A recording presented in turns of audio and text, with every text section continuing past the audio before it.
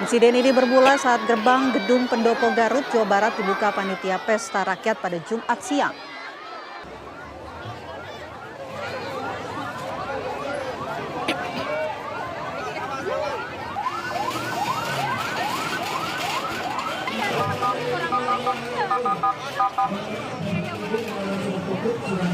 Sejumlah anak-anak maupun orang dewasa ini berdesakan untuk mengambil makan gratis yang disediakan panitia dalam rangkaian Pesta Rakyat Pernikahan Putri Karlina, Wakil Bupati Garut, dengan Maula Akbar, ada Gubernur Jawa Barat Deddy Mulyadi.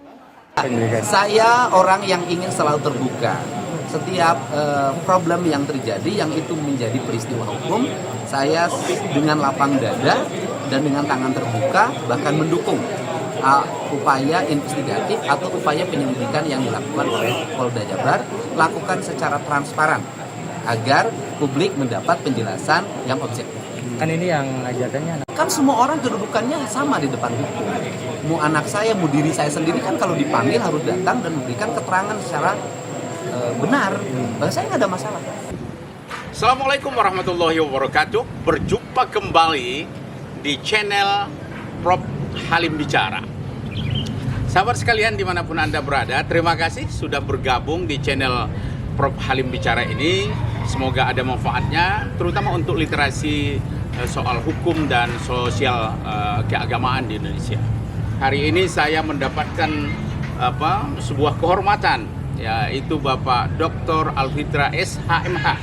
Ini kebetulan beliau ini insya Allah dalam waktu dekat akan dikukuhkan juga menjadi guru besar bidang hukum pidana. Kita doakan pemirsa, beliau akan menerima gelar profesor dalam waktu dekat ini dari Kementerian Kemendikbud Ristek Saintek ya. Jadi insya Allah Pak Dr. Alfitra, siap. Ini kita betul-betul terasa prihatin dan sekaligus merasa sedih ya.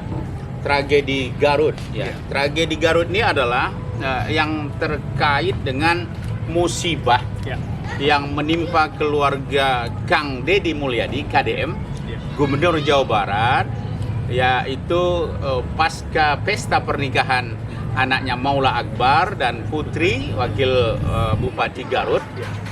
Kemudian ada syukuran makan ya di hari Jumat kemarin itu, tiba-tiba dalam proses pesta itulah.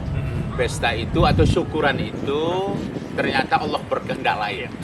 Ada musibah meninggalnya 3 warga Garut yaitu ada laki-laki, kakek-kakek berusia 65 tahun, kemudian anak berusia 8 tahun, kemudian seorang aparat kepolisian yaitu Polres di Garut ya, polisi Cecep ya. Nah, atas nama channel Prof Halim Bicara mengucapkan turut berduka cita kepada korban, kepada keluarga, dan juga kepada seluruh yang kehilangan atau yang termasuk juga yang luka-luka. Kita doakan mereka diterima di sisi Allah Subhanahu Wa Taala dan diberikan ketabahan bagi yang ditinggalkan, dan yang bagi sakit dan masih dirawat di rumah sakit Garut itu segera sembuh. Tapi ada sesuatu yang Pak Dr. Alfitra saya lihat.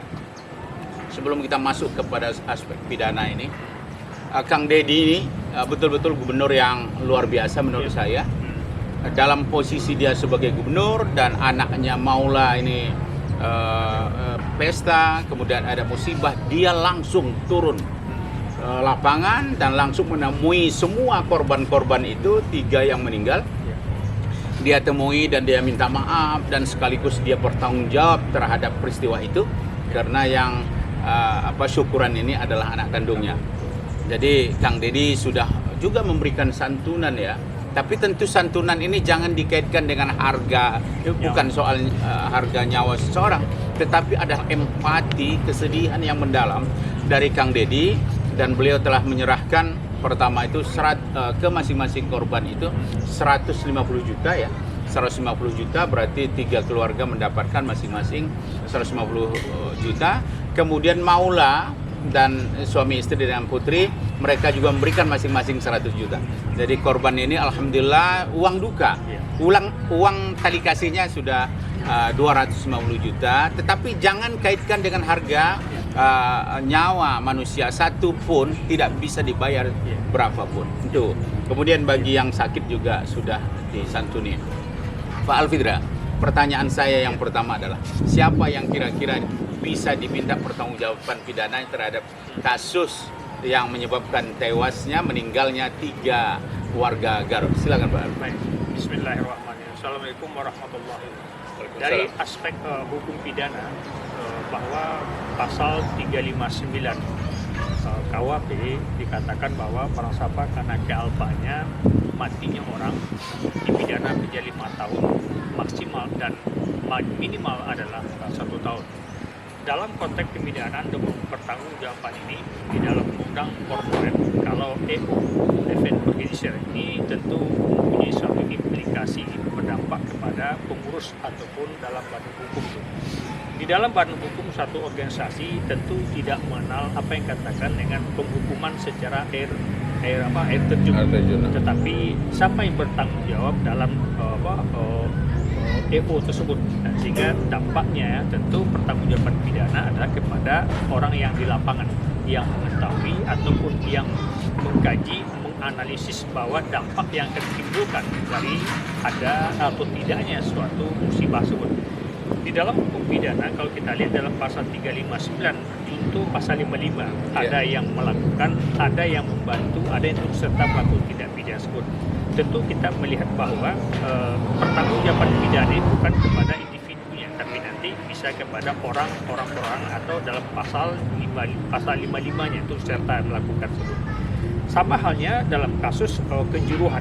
Ya, kita lihat dalam kasus kejuruhan itu peristiwa sepak bola yang di Malang ya. Yang di Malang. Itu sekitar 100 orang yang meninggal ya. Satu itu ada sekitar situ, dan sehingga tahun 2022 itu sudah ada putusan pengadilan, meskipun di tingkat pengadilan atau tingkat pertama banyak mereka yang dijatuhi pidana dan tingkat banding ada juga yang dibebaskan atau terima bandingnya.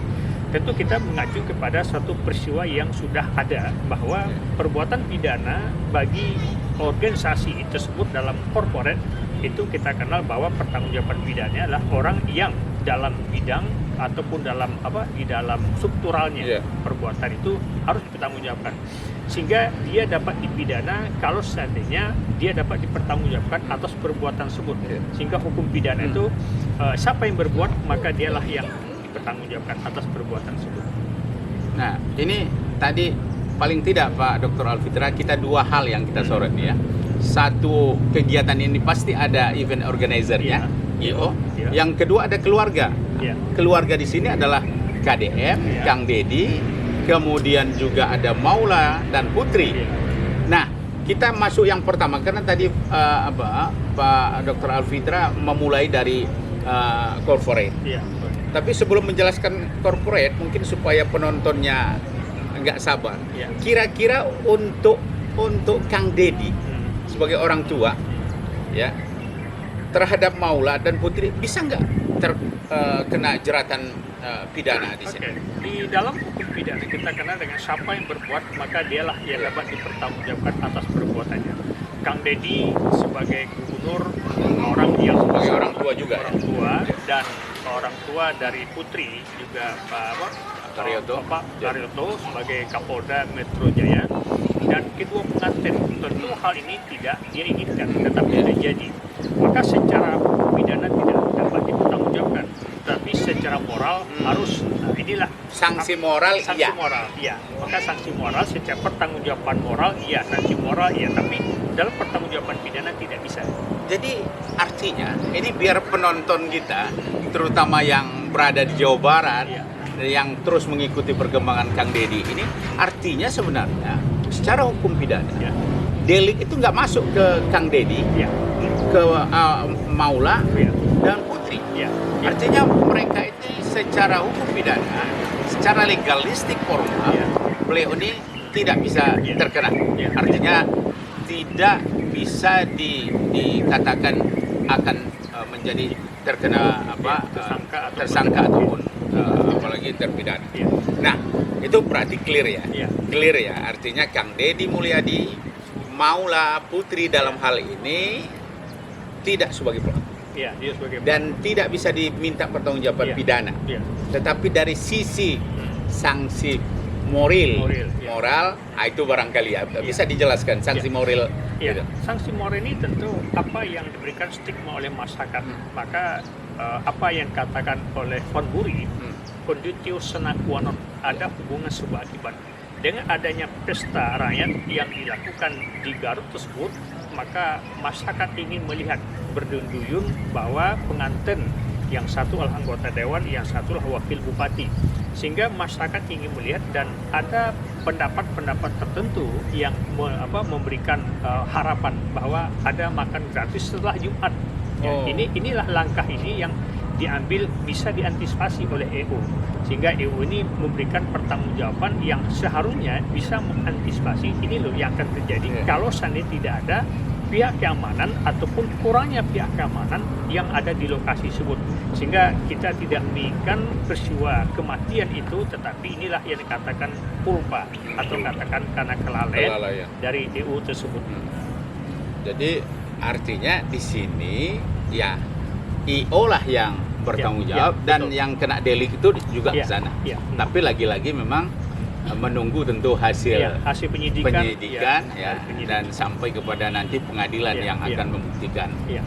Nah, kalau kita lihat dari sisi moral, sanksi sosial, sebenarnya Kang Deddy ini kan sudah mengunjungi Ya, sudah mengunjungi korban, Maula juga mengunjungi 3 korban ini. Ya, menurut statement dari Kang Deddy itu masing-masing, Kang Deddy sendiri sebagai pribadi, bukan uang gubernur ya. Itu 150 juta. Kemudian dari Maula pasangannya masing-masing 100 juta. Saya pikir ini tidak ada kaitannya dengan harga nyawa manusia. Karena nyawa manusia nggak bisa dibayar, nggak bisa dibandingkan. Apalagi ada konten kreator yang menyatakan bahwa cuma 150 juta katanya. Ya, dia kebetulan mungkin membaca tentang bagaimana di dalam sejarah literasi keislaman, satu nyawa itu 100 onta, kan gitu. Tapi kan itu kan beda lagi. Ini konteks kita bukan bayar-membayar, tapi rasa empati dari Kang Deddy. Jadi begitu juga terhadap yang sakit. Bahkan saya lihat ini Kang Deddy ini secara moral, dia bahkan Pak Dr. Alfitra dia mengatakan bertanggung jawab. Misalnya dari anggota Polres itu Pak Cecep ya, itu anaknya sampai nanti dia sampai kuliah dia tanggung. Jadi ini saya pikir dari segi itu dia sudah perlihatkan. Nah, kita kembali ke pidana tadi.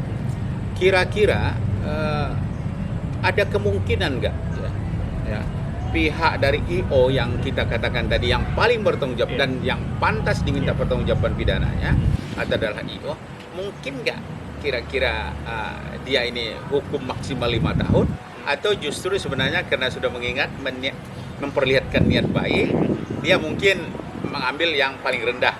Kira-kira prediksi tuntutan jaksa nanti bagaimana? Ya, tentu kalau kita lihat dalam pelaksanaan khususnya adalah dalam pasal 359 dan 360 jaksa tentu untuk tidak maksimal, tapi minimal biasanya. Kenapa? Karena sesuatu hal ini kan sesuatu hal yang tidak disengaja. Tidak ada mens rea dari IO ini. Nah, ini perlu juga kita jalankan. Saya potong sedikit. Mens rea itu biar pemirsa saya ini tahu. Mens rea itu apa maksudnya? Ya, mens rea itu niat jahat. Niat jahat. Niat jahat. Maka di dalam hukum pidana kita, untuk dapat dipidana sesuatu harus unsur mens rea dan actus reus. Dalam civil law berbeda dengan common law. Kalau common law itu salah satu unsur mens rea atau actus reus terpenuhi, dia dapat dipidana. Kalau kita kumulatif. Iya, kumulatif keduanya terpenuhi. Ada nggak unsur niat jahat untuk menghilangkan ketiga nyawa orang itu? Tidak. Tentu tidak. EU tidak menginginkan hal itu. Semua orang dalam bentuk kealpa ini, semua apa yang diinginkan, apa rencana yang dikerjakan itu berhasil semuanya. Tetapi di luar keinginan itulah muncul katakan kematian ataupun lukanya orang tersebut.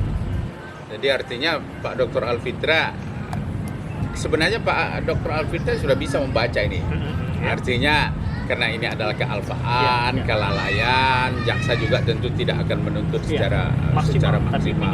Nah, ditambah lagi nanti mungkin niat baik dari IO menyantuni segala macam, dan sudah ada kata maaf, mau maafkan dari korban. Saya pikir itu meringankan, Ya, unsur meringankan. yang meringankan ya. Ada. Jadi ada ke situ. Nah, terakhir saya ingin tanyakan juga Pak Dokter ya. Ya.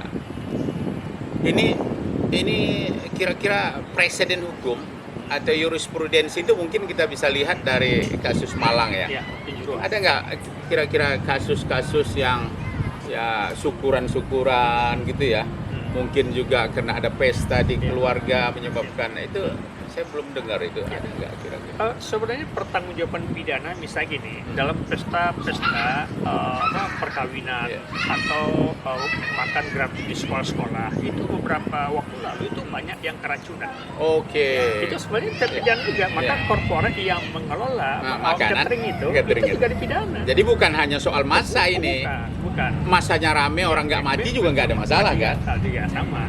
Maka dalam ini jangankan dalam kasus Garut ini, di beberapa tempat kasus yang makan gratis anak sekolah itu kan ada berapa puluhan. Ya, dimasak pagi, dini hari, tapi dimakan oleh siswa kan siang. Itu kan makanan itu sudah banyak yang kena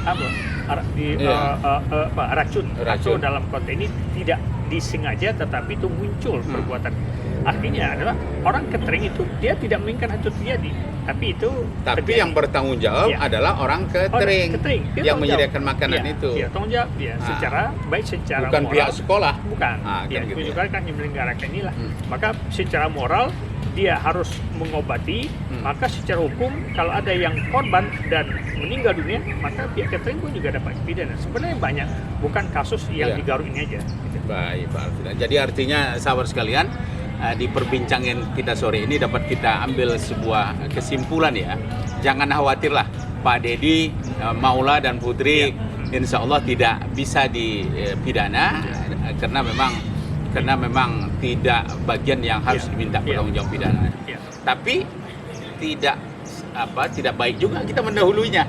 Kita serahkan kepada pihak kepolisian. Dalam hal ini kabarnya ditarik ke tingkat Polda Jabar. Jadi ditarik ke Polda Jabar. Kita biarkan Polda Jabar ya bekerja secara teliti, secara objektif dan profesional sehingga jelas siapa yang harus bertanggung jawab terhadap kejadian ini.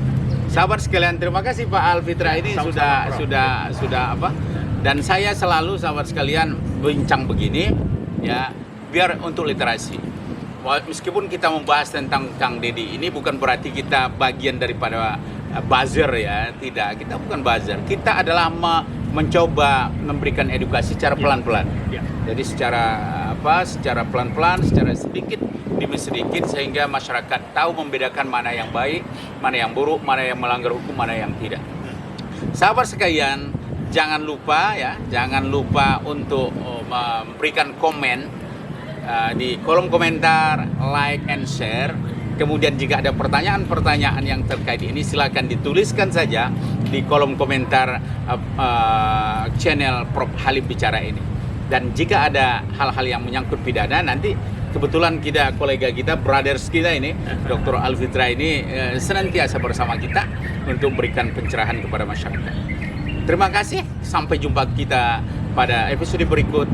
Mohon maaf di mana ada kekurangan, dan terakhir kita ucapkan terima kasih kepada sahabat-sahabat yang sejak awal tadi bersama kita. Terima kasih. Assalamualaikum warahmatullahi wabarakatuh.